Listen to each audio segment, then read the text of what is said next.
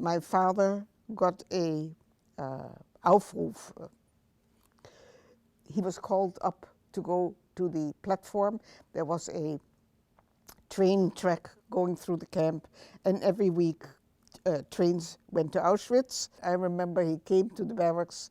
He really, since I was on the upper bunk, threw himself on top of me there because he had to climb up on the lower bunk and said, I won't see you again. I came to say goodbye. And he cried. That I remember.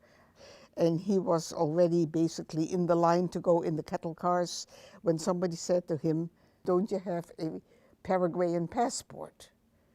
And he said, yes. He said, don't be a fool. Go and show it. And he did, and he was excused from the transport. I know the camp at one point was painted and spruced up. Flowers were planted.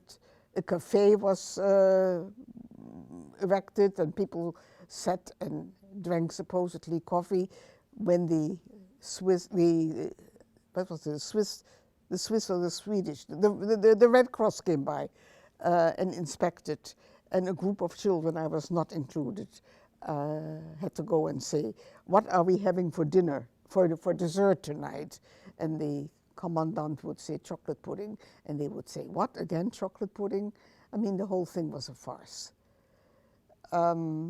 What was not a farce was the children's, and I was there during the time, the children's opera Brundibar, which was performed by maybe, I don't know how many were in the cast, 20 people, 25 people. There was a lot of rehearsals. These kids sang these songs all over the camp, wherever they were, and the adults started to pick up on it, and everybody hummed these melodies. But the sad part was the moment that the show was performed 2-3 times, these kids were automatically sent to Auschwitz, and a new cast was put in.